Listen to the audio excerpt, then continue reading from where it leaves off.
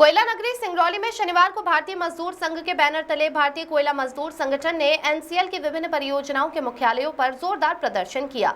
संगठन ने 14 सूत्रीय मांगों को लेकर प्रबंधन को ज्ञापन सौंपते हुए साफ कहा कि अब मजदूरों की आवाज को नजरअंदाज नहीं किया जाएगा। धरनास्थल पर संगठन सचिव वीरेंद्र कुमार चतुर्वेदी ने प्रबंधन पर गंभीर आरोप लगाते हुए कहा कि कोल इंडिया की गाइडलाइन साफ है, फिर भी एनसीएल गंभीर नहीं है। मजदूरों को अब तक पारदर्शी आवास आवंटन नहीं मिला, जबकि कॉलोनी में मकान खाली पड़े हैं। अवैध कब्जों पर भी कोई कार्रवाई नहीं हो रही है। उन्होंने आगे कहा कि ओबी कंपनी में कार्यरत ठेका मजदूरों को सिर्फ 20-22 दिन की ही ड्यूटी दी जा रही है, जबकि न्यूनतम 30 दिन की ड्यूटी तय की जाए। साथ ही वेतन पर्ची और अन्य सुविधाएं भी उन्हें मिलनी चाहिए। संगठन ने कॉलोनी की सुरक्षा पर भी सवाल उठाते हुए बाउंड्री वॉल और सीसीटीवी लगाने की मांग की। इसी बीच जयंत परियोजना में चल रही स्कूल बसों को लेकर भी बड़ा मुद्दा उठाया गया। संगठन ने कहा कि सातों बसें क्षमता से कहीं ज्यादा बच्चों को ढो रही है, जो हादसे को न्योता दे सकता है। धरनास्थल से ही चेतावनी दी गई कि अगर 15 दिन के भीतर मांगे पूरी नहीं होती तो मजदूर फिर से सड़कों पर उतरेंगे, नारेबाजी करेंगे और मुख्यालय का घेराव करेंगे। इसकी पूरी जिम्मेदारी प्रबंधन की होगी। हमारी लोकल लेवल पर बहुत सारे ज्वलंत मुद्दे हैं, जिसमें प्रमुख आवास है। क्या है कि हमारे कंपनी के पास जितने आवास है और जैन परियोजना में जितने कर्मचारी हैं, तो देखा जाए कि आवास कर्मचारियों से अधिक हमारे पास आवास है। उसके बावजूद बहुत सारे कर्मचारियों के पास आवास नहीं है। वो या तो किराए पे रह रहे हैं या एक ही कमरे में 3-4 लोग रह रहे हैं। ये एक बहुत गंभीर समस्या है, क्योंकि लोग जो यहाँ पे रह रहे हैं वो शिफ्ट की ड्यूटी करते हैं। एक आदमी ड्यूटी करके आता है तो दूसरा आदमी जाने की तैयारी करता है, तो वो रात वाला सो नहीं पाया, दिन वाला जाने की तैयारी कर रहा है। इससे सुरक्षा प्रभावित होती है।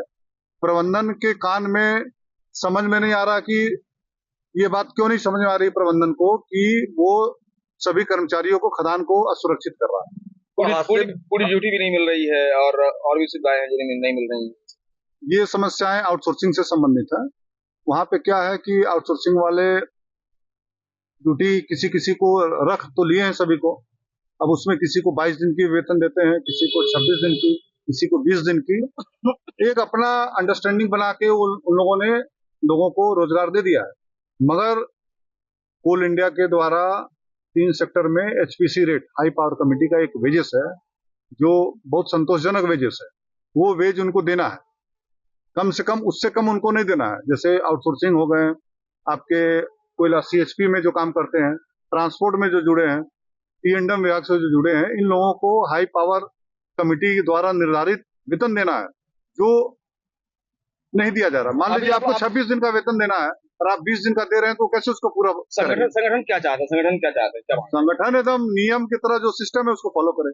संगठन नियम के विरुद्ध कुछ नहीं चाहता। जो ऊपर से आपका कोल इंडिया द्वारा निर्धारित वेजेस है उसको वो भुगतान करे, जिनको देना है उनको भुगतान करे। अभी नियम पालन नहीं हो रहा है। ऐसा लगता नहीं हो रहा, तभी हम लोग बैठे हैं, क्योंकि बहुत सारे कर्मचारियों की शिकायत हमारे संगठन के पास आई। क्या नाम है आपका? मैं विपिन सिंह। किस पद में?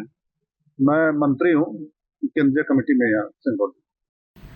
अभी आप लोग धरना प्रदर्शन कर रहे हैं, क्या आप लोग मांगे हैं, किस मुद्दों को लेकर? सर्वप्रथम मैं आपको अपना परिचय दे दूं, और ये पूरी टीम जो बैठी है उनका परिचय होना जरूरी है।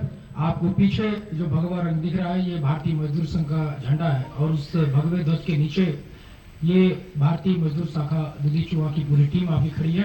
मैं सुरजीत सिंह, इस शाखा दुधी चुहा का सचिव हूँ। और आपने बात की ज्ञापन और मांग की लेकर के।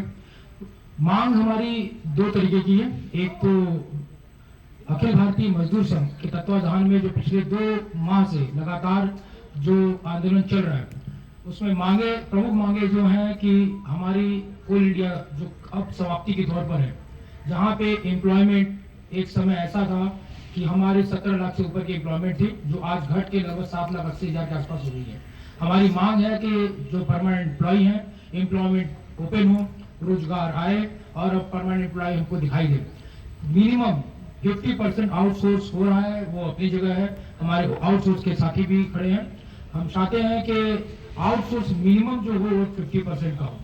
हमारे आउटसोर्स के साथी हैं, इनको जो 1.18% का PLR बोनस प्रत्येक वर्ष के लिए मांगा गया था, वो इस वर्ष अभी तक नहीं प्राप्त हुआ है। दिवाली से पूर्व इनको वो बोनस मिल जाना चाहिए, ये दूसरी मांग। तीसरी बड़ी मांग जो सीएमपीएफ घोटाला है, आपको ये बताना चाहूंगा, आपके चैनल के माध्यम से बताना चाहूंगा, क्योंकि जो सीएमपीएफ घोटाला 750 करोड़ से ऊपर का